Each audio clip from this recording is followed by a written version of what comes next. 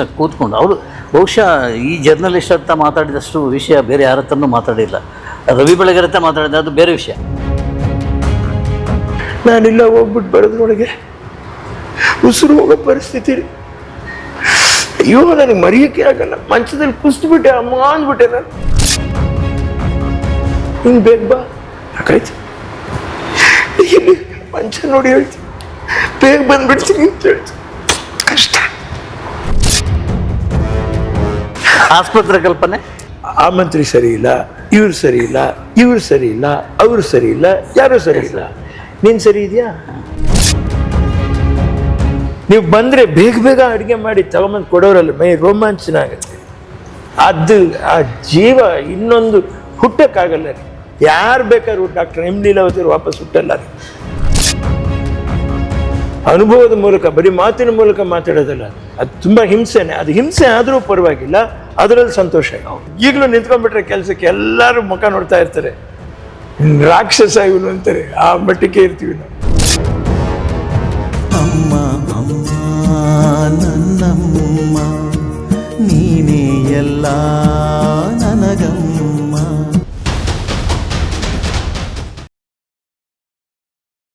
ಒಂದು ದಿವಸ ಕೂತ್ಕೊಂಡು ಅವರು ಬಹುಶಃ ಈ ಜರ್ನಲಿಸ್ಟ್ ಅಂತ ಮಾತಾಡಿದಷ್ಟು ವಿಷಯ ಬೇರೆ ಯಾರ ಹತ್ರನೂ ಮಾತಾಡಿಲ್ಲ.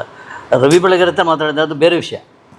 ನನ್ನ ಹತ್ರ ಮಾತಾಡಿದ್ದೇನೆಂದರೆ, ಒಂದು ಚೆನ್ನೈ ಆಸ್ತಿ ಇಲ್ಲಿದ್ದು, ನೆರಮಂಗಲದ್ದು ಇಲ್ಲಿದ್ದು, ಇದು ಹೇಗೆ ಕೊಂಡ್ಕೊಂಡ್ರು ಅಂತ ಅವ್ರು ಹೇಳಿದ್ದು. ನನಗೆ ಸೀತಾಫಲ ಅಂದರೆ ತುಂಬ ಇಷ್ಟ. ಅಯ್ಯೋ, ಒಂದು ದಿವಸ ನಾನು ಇಲ್ಲಿ ವಿನೋದ್ ಹೋಗ್ತಾ ಇರುವಾಗ ಈ ತೋಟಕ್ಕೆ ನೋಡಿದೆ. ಹೌದಾ? ಹಗಲತ್ತಲ್ಲಿ ಬಂದರೆ ಜಾಸ್ತಿ ರೇಟ್ ಹೇಳ್ತಾರೆ ಅಂತ ಕತ್ಲಲ್ಲಿ ಬಂದಿದ್ದು. ಹಾಂ, ಕತ್ಲಲ್ಲಿ ಕಾಡೊಳಗೆ ಇಲ್ಲಿವರೆಗೂ ತೊಗೊಂಬಂದ್ವಿ ಗಾಡಿನ. ಅಷ್ಟು ದೂರಕ್ಕೆ ಅದು ಬರೋದು ಭಾರಿ ಕಷ್ಟ. ಗುಡ್ಡ. ಹೌದು, ಹೇಳ್ದು ಇನ್ನು ಹೆಂಚೆ ಅನ್ಕೊಂಡು ದಾನಿ ಅಪ್ಪರೆ ಹೆಂಚಿನ ಇರು.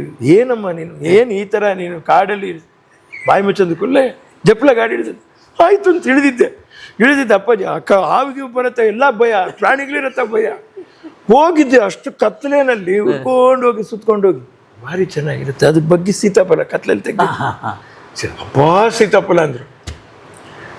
ಆಯಿತು, ನಾನು ಅಂದ್ಕೊಂಡೆ ಸ್ಟಾರ್ಟು ಸೀತಾಫಲದ ಕತೆ ಇಲ್ಲಿಂದ ಸ್ಟಾರ್ಟ್ ಆಗುತ್ತೆ ನಮಗೆ ಅಂತ ಅಂದ್ಕೊಂಡೆ ನಾನು. ಆಯಿತು, ತಗೊಂಡ್ರು. ಹೇಗೋ ಇದನ್ನು ತಗೊಂಡು, ಇದನ್ನು ಏನಾಗುತ್ತೆ ಗೊತ್ತಾ ನಿನಗೆ ಅಂತ ಹೇಳಿ. ಆವಾಗ ನಾನು ಬೇಜಾರಾಗೋದು ನನಗೆ. ರೋಡ್ ಇರಲಿಲ್ಲ, ಏನಿಲ್ಲ. ಅದು ಇರೋದು ನಮ್ಮ ಕಂಠಸ. ಅದಕ್ಕೆ ಅಮ್ಮ ಹೇಳ್ತಾರೆ ಕುಂಟೆಸ ಅಂತ. ಕುಂಟೆಸ ಅಂತ ಕುಂಟೆಸ ಆಗಾಗ ಅಲ್ಲಲ್ಲಿ ನಿಂತೋಗೋದು, ಅದು ಕುಂಟೆಸ ಅಂತೇಳಿ. ಅದರಲ್ಲಿ ಬಂದು ಟೀ ಬನ್ನು ಕುಡ್ಕೊಂಡು ರೆಡಿ ಮಾಡಿದ್ವಿ ತೋಟನ. Bun tea. ಇಲ್ಲಿ ಅಡುಗೆ ಮಾಡೋರಿಲ್ಲ, ಯಾರೂ ಇಲ್ಲ. 3 ಕಲ್ಲಿಟ್ಟು ಸೌದೆ ಹಾಕ್ಬಿಟ್ಟು ಅಮ್ಮನೇ ಅಡುಗೆ ಮಾಡು. ಆ ಥರ ಹೆಜ್ಜೆಗೆ ಹಾರೆಕೊಂಡು ಇಟ್ಕೊಂಡು ಎಲ್ಲೆಲ್ಲಿ ಗಿಡ ಇತ್ತು ಅಲ್ಲಲ್ಲೇ ಊಣು ಅಂತ ಹೇಳೋರು. ಊಣೋದು, ದನ ಬಿಟ್ಟು ಮೇಯಿಸ್ಬಿಡೋರು. ಅದರಲ್ಲೂ ಉಳ್ಕೊಂಡು ಬಂದಿದ್ದ ಗಿಡ. ಆಮೇಲೆ ನಿಧಾನವಾಗಿ, ಅದೇ ಹೇಳಿದ್ ನಾನು, ಆಮೇಲೆ ಬಂದು ಇದನ್ನೆಲ್ಲ ಕಟ್ಟಿದ್ವಿ ಅಂತಿಲ್ಲ. ಆವಾಗ ಕಾಂಪೌಂಡು ಅದು ಇದೆಲ್ಲ ಮಾಡಿ ಅದೊಂದು ಯಾವುದೋ ಒಂದು ಸ್ಯಾಂಪಲ್ ಭತ್ತ ಬೆಳೀತಾ ಇತ್ತು. ಹೌದು, ಬಾಸುಮತಿ ಬೆಳೆ. ಆಮೇಲೆ ಜೀರಿಗೆ ಸಣ್ಣ ಅಂತ ಬಂದ ಜೀರಿಗೆ ಸಂಬಾರ ರೈಸ್, ಇವತ್ತು 200 ರೂಪಾಯಿ kg, ಅದು ಬೆಳೆದಿದ್ವಿ. ಆಮೇಲೆ ತರಕಾರಿ ಮಾರಬೇಕು ಅಂತ ಹೀರೆಕಾಯಿ ಬೆಳೆದಿದ್ವಿ. ನಾಮದಾರಿ NS3 ಅಂತ ಭಾರಿ ಫೇಮಸ್ ಅವಾಗ. ಬರೀ ಅಷ್ಟು ಜಾಗಕ್ಕೆ 25,000 ಮಾಡಿದ್ವಿ ದುಡ್ಡು. ಇದು ಅಮ್ಮವರು ಅದು ಸ್ಟ್ರಿಕ್ಟು. ಬೆಳೆದಾಯ್ತಲ್ಲ, ಹೌದು, ತಗೊಂಡೋಗಿ ಮಾರ್ಕೆಟ್ ಹಾಕು. ನನಗೆ ಮರ್ಯಾದೆ ಕಳಿತೀಯ ನೀನು ಅಂತ ಹೇಳ್ಬಿಟ್ಟು ಬೈಯೋದಮ್ಮನ್ನ. ದಾಯದ ಮರ್ಯಾದೆ, ನಿನ್ನ ಮುಸ್ಸಂಟಿಗೆ ಮರ್ಯಾದೆ ತಂಪಲ್ಲ. ಅಯ್ಯಯ್ಯೋ ಕಷ್ಟ. ನೀವು ತುಳುನಲ್ಲಿ ಮಾತಾಡ್ತಿದ್ದೀರಾ? ಹೌದು, ಇಬ್ರು. ಇನ್ನು ಬೈಯೋದು ಅದೇ ಹೇಳೋರು. ನಾನು ಕನ್ನಡದಲ್ಲಿ ಬೈತೀನಿ, ಮರ್ಯಾದೆ ಹೋಗುತ್ತೆ. ತುಳುನಲ್ಲಿ ಬೈತೀನಿ, ಅಡ್ಜಸ್ಟ್ ಮಾಡ್ಕೊ. ಅಯ್ಯೋ ಒಳ್ಳೆ ಏನು ಮಾಡೋಣ.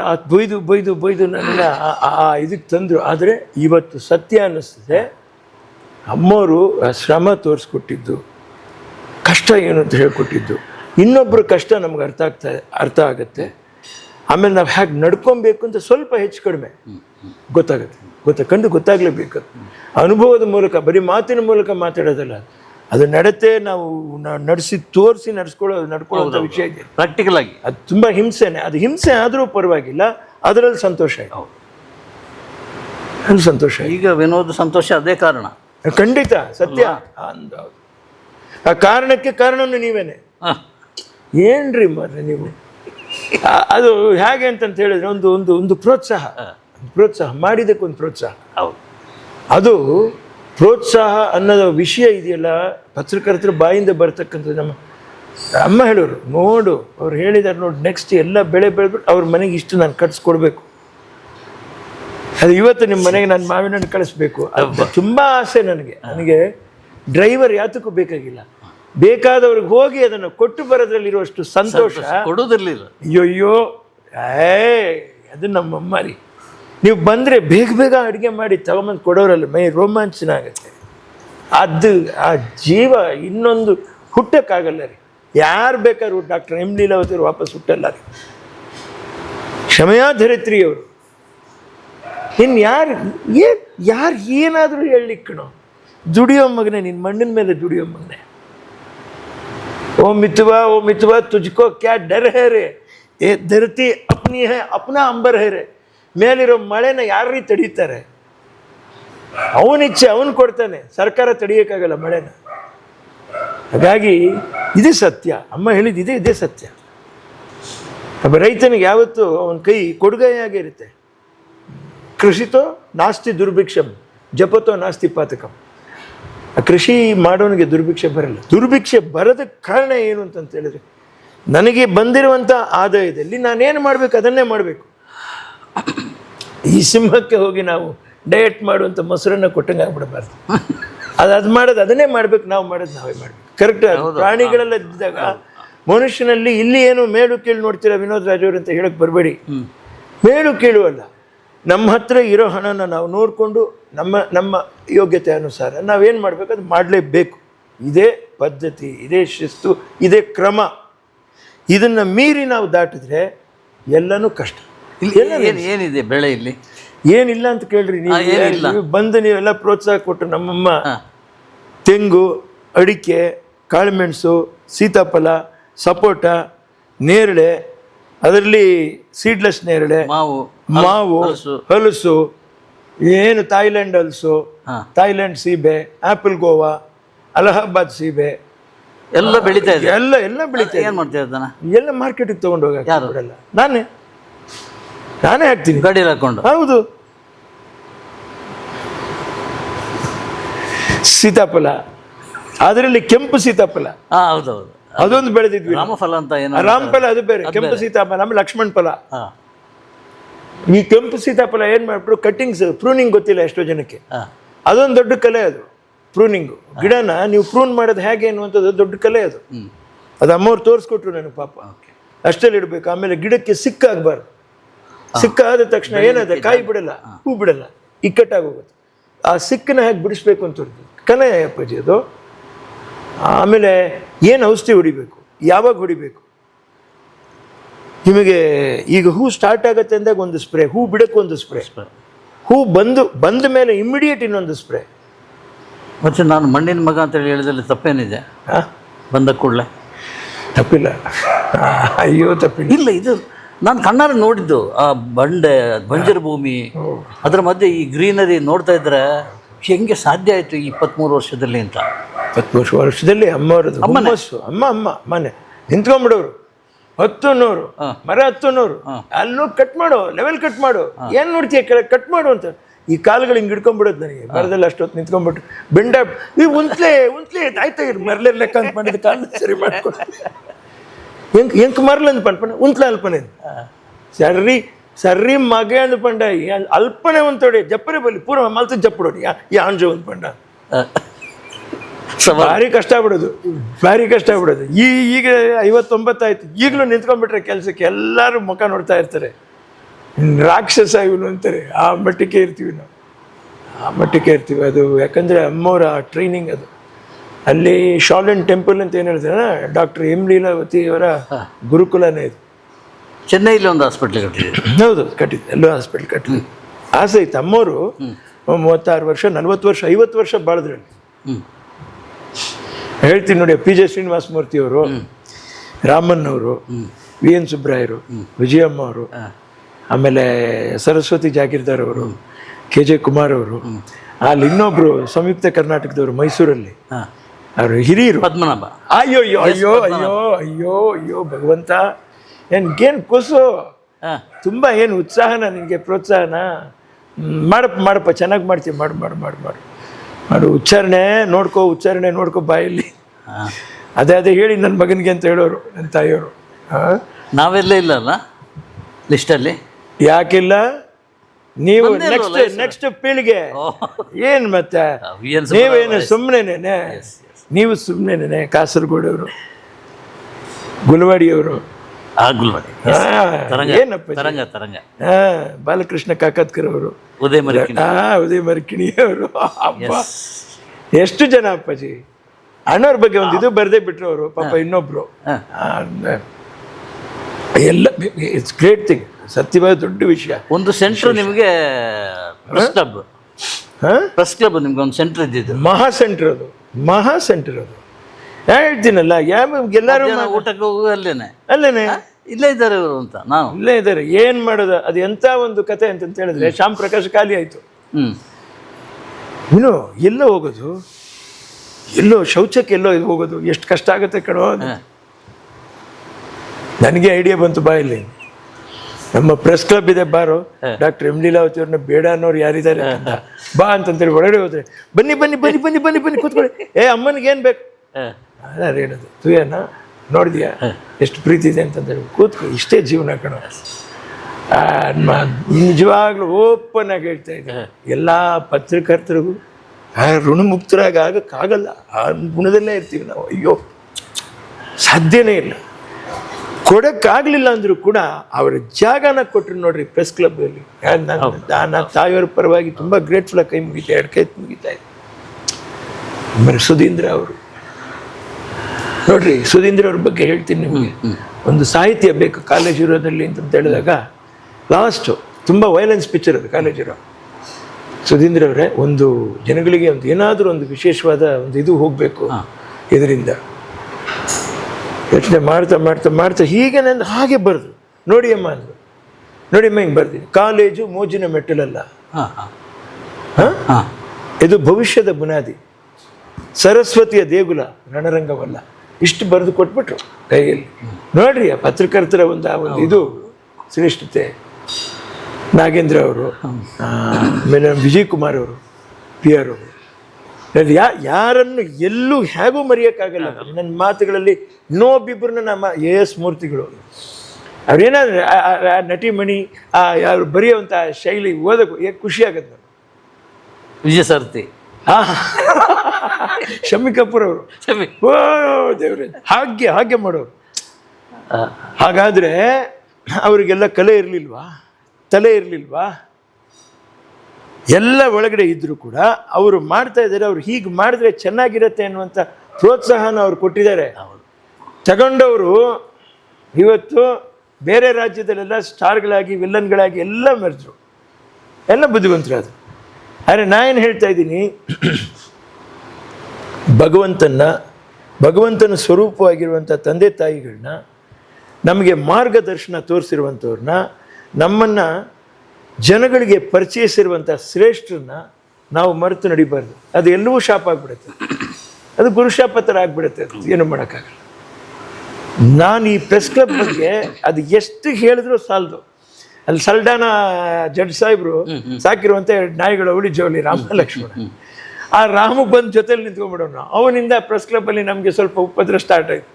ಜೊತೆಲಿರೋನು ಬಂದವ್ರಿಗೆಲ್ಲ ಕಚ್ಬಿಡೋನು. ಅಯ್ಯೋ ದೇವ್ರೆ, ನಾನು ಕ್ಯಾಶುವಲ್ ಆಗಿ ಏನು ವಿವಾದ ಏನಿಲ್ಲ. ಶೆಣೆಯವರು, ಲೀಲಾವತಿಯವರು, ನೀವೇನ್ರಿ ನಿಮ್ಮ ನಾಯಿನ ಕರ್ಕೊಂಬಂದು ನಮ್ಮನ್ನೆಲ್ಲರನ್ನೂ ಕಚ್ಚಿಸಿ,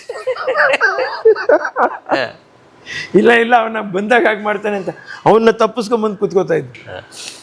ಅಯ್ಯೋ ದೇವ್ರೆ, ಏನೇನು ಆದರೆ ಆ ಉಸ್ಲಿ ಸಾಯಂಕಾಲದ ಹೊತ್ತು ಕೊಡೋರು ಎಷ್ಟು ರುಚಿ ಇರೋದು ಅಪ್ಪಾಜಿ.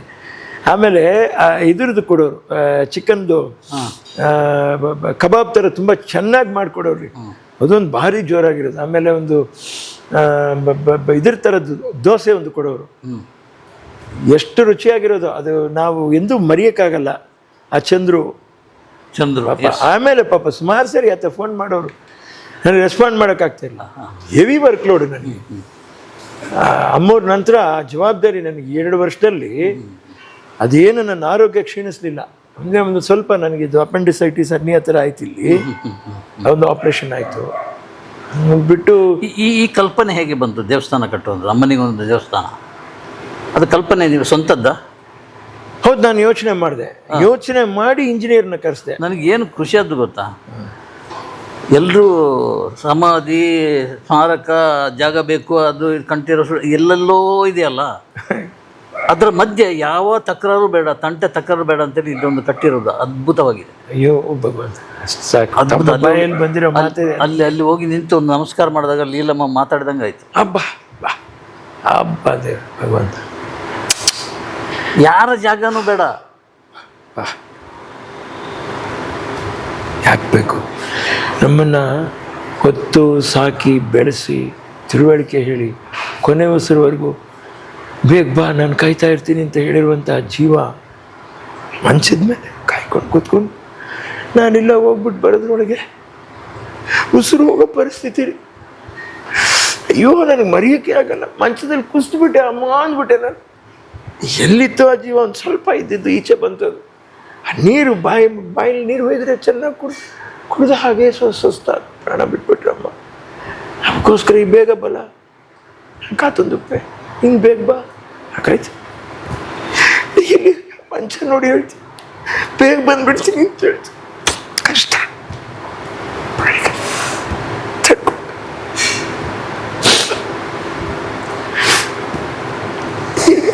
ಇಂಡಸ್ಟ್ರಿನೇ ಚೆನ್ನಾಗಿ ಬೇಜಾರು ಮಾಡ್ಕೊಬ, ಸ್ಮಶಾನ ಕಂಡಂಗೆ ಕಾಣ್ಬಿಡುತ್ತೆ. ಯಾರೂ ಇಲ್ಲ, ಹಿರೀಕರಿಲ್ಲದೆ ಇರುವಂಥ ಜಾಗ, ದಿಕ್ಕು ದಾರಿ ತೋಚ್ತಾ ಇಲ್ಲ. ನಾನೇನು ಹೇಳ್ತಾ ಇದ್ದೀನಿ, ಎಲ್ಲವೂ ಅಮ್ಮನೇ ಆಗಿದ್ರು ಅಲ್ವಾ? ಇದ್ದಕ್ಕಿದ್ದಾಗ ಕೈ ಬಿಟ್ಟು ಹೋದಾಗ ಏನು ಅನ್ನಿಸ್ತು? ನೆಕ್ಸ್ಟ್ ಏನು? ಬಟ್ ಈಗ ಮಾಡಿ ತೋರಿಸಿ ಆಯಿತು ಅಲ್ವೇ? ಪಾಪ ಮುಖ್ಯಮಂತ್ರಿಗಳು ಪಾಪ ಹೇಳಿದ್ರು, ಅವ್ರು ನೆನ್ಸ್ಕೋಬೇಕು ಈ ಟೈಮ್. ವಿನೋದ್ ಸಾರಿ ಕಣಪ್ಪ, ಬೇಜಾರು ಮಾಡ್ಕೋಬೇಡ, ನಾನಿಲ್ಲೋ ದೂರ ಇದ್ದೀನಿ, ಈಗ ಎಲ್ಲಿ ಬೇಕು ನಾನೆಲ್ಲ ವ್ಯವಸ್ಥೆ ಮಾಡ್ಕೊಡ್ತೀನಿ ಅಪ್ಪ, ನೀನು ಏನು ಬೇಕಾ ಅಲ್ಲೇ ಜಾಗ ನಾನು ವ್ಯವಸ್ಥೆ ಮಾಡ್ತೀನಿ. ಇಲ್ಲ ಸ್ವಾಮಿ, ನಾನು ಮಾಡ್ಕೋತೀನಿ, ತಮ್ಮ ಈ ಪ್ರೀತಿ ವಿಶ್ವಾಸದ ಮಾತೆ ನಮ್ಗೆ ಸಾಕು, ನಮಗೆ ಸಮಾಧಾನ ನಮಗೆ ಅಂತ ಹೇಳಿದ್ರೆ ಪಾಪ ಎಲ್ಲರೂ ಪಾಪ. ಆರ್ ಅಶೋಕ್ ಅವ್ರು ಬಂದರು ಪಾಪ, ಎಲ್ಲ ವ್ಯವಸ್ಥೆ ಮಾಡಿಸ್ತೀನಪ್ಪ ನಿಮಗೆ, ಕಂಪ್ಲೀಟಾಗಿ ಏನು ಮಾಡ್ಬೇಕು ಹೇಳಪ್ಪ, ಎಲ್ಲ ಮಾಡಿಸ್ತೀವಿ. ಪಾಪ ನಮ್ಮ KH ಮುನಿಯಪ್ಪನವರು, ಏನಾದರೂ ಫಂಡ್ಸ್ ಬೇಕಾದರೂ ಕೇಳಪ್ಪ, ನಾನು ಇರ್ತೀನಿ ಅಂತ ಹೇಳ್ಬಿಟ್ಟು ಹೇಳಿ ಪಾಪ ಅವರೇ ಉದ್ಘಾಟನೆ ಮಾಡಿದ್ರು. ಪಾಪ ಏನು ಬೇಡ ಸ್ವಾಮಿ, ಏನು ಬೇಡ, ಸರ್ಕಾರದ ಜೊತೆಲಿ ನಾವು ಯಾವಾಗಲೂ ಇರ್ತೀವಿ, ಸದಾ ಸಿದ್ಧ ನಿಮ್ಮ ಜೊತೆಲಿರೋಕ್ಕೆ. ನಮ್ಮಮ್ಮ ಅದನ್ನೇ ಹೇಳೋರು. ನೋಡು, ಲೀಲಾವತಿಯವರು ಅನ್ನುವಂಥ ಮರ್ಯಾದೆ ಕೊಟ್ಟು 1000 ಎಕರೆ ಜಮೀನು ಸೋಲ್ದೇವ್ನಲ್ಲಿ ಉಳಿಸ್ಕೊಟ್ರು.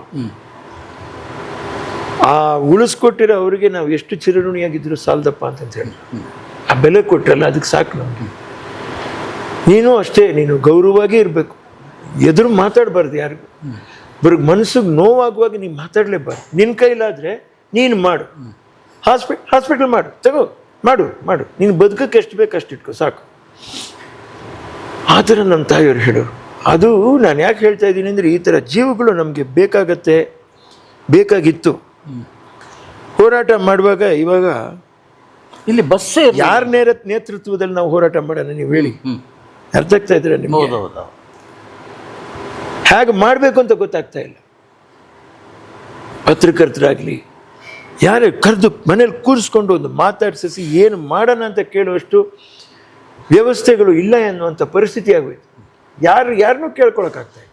ಆವಾಗ ಒಂದು ಶಿಸ್ತಿರೋದು, ಈ ನಿಟ್ಟಲ್ಲಿ ಹೋರಾಟ ಮಾಡ್ತಾ ಇದ್ದಾರೆ ಅಂತ ಹೆಚ್ಚು ಕಡಿಮೆ ನೀವು ಸರ್ಕಾರಕ್ಕೂ ತಿಳಿಸೋದಾಗಲಿ, ಕಾನೂನು ಸುವ್ಯವಸ್ಥೆಗೆ ತಿಳಿಸೋದಾಗಲಿ, ಈ ಥರ ಒಂದು ಜಾಗ ಇಲ್ಲಿ ಇಟ್ಕೋಬೇಕು, ಅದು ಇತ್ತೀಚೆಗೆ ಇಲ್ಲ. ಇತ್ತೀಚೆಗೆ ಏನಾದರೂ ಒಂದು ಆಗ್ಬಿಟ್ಟು ಸಡನ್ ಆಗಿ ಆದ ತಕ್ಷಣ ಹಿಂಗಾಯ್ತು ಹಂಗಾಯ್ತು ಅಂತ ಎಲ್ಲ ಆಗಿ ಆಯಿತು, ಹೋಯ್ತು, ಮರ್ತೇ ಹೋಯ್ತು.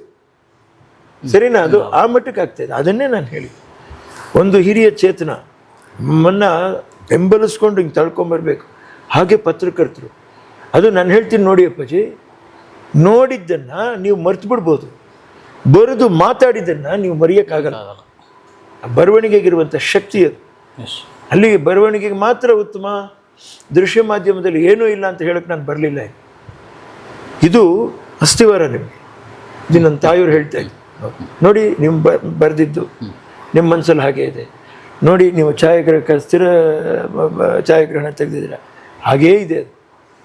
ತೋರಿಸ್ತಾ ಇದ್ರೆ ನಮಗೆ ಮರುಕಳಿಸ್ತಾ ಇದೆ, ಎಲ್ಲ ಮರುಕಳಿಸ್ತಾ ಇದೆ. ಯಾವುದು ಮರೆಯೋಕ್ಕಾಗಲ್ಲ.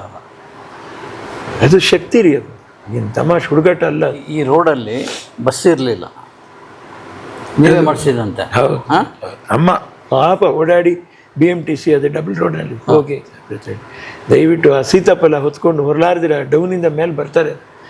ಅವನು ಬಸ್ರಿ ಹೆಂಗಸರು ಕಷ್ಟಪಟ್ಟು ಬರೋ ಸೀತಾಫಲ ಮಾರಿ ಜೀವನ ತಕ್ಷಣ ಬಸ್ ಹಾಕ್ಸೋರು. ಪಾಪ ವೆಂಕಟೇಶ್ ಅಂತ ಇಲ್ಲೊಂದು ತಾಲೂಕ್ ಪಂಚಾಯತಿ ಮೆಂಬರ್, ಅವ್ರು JCB ಇಟ್ಕೊಂಡು ರೋಡ್ ಜಲ್ಲಿ ಹಾಕ್ಸ್ಬಿಟ್ಟು ಬಸ್ ಬರುತ್ತಲ್ಲ ಅಂತ ಅದು ವರ್ಕ್ ಮಾಡಿದ್ರು. ಆ ಸಮಯದಲ್ಲಿ ನಮ್ಮ ರೇವಣ್ಣವರ ಶ್ರೀಮತಿಯವರು ಅವರು PWD ಇದರಲ್ಲಿದ್ದರು. ಫಸ್ಟ್ ಒಂದು ಸಿಂಗಲ್ ತಾರ್ ರೋಡ್ ಥರ ಹಾಕ್ಸಿದ್ರು.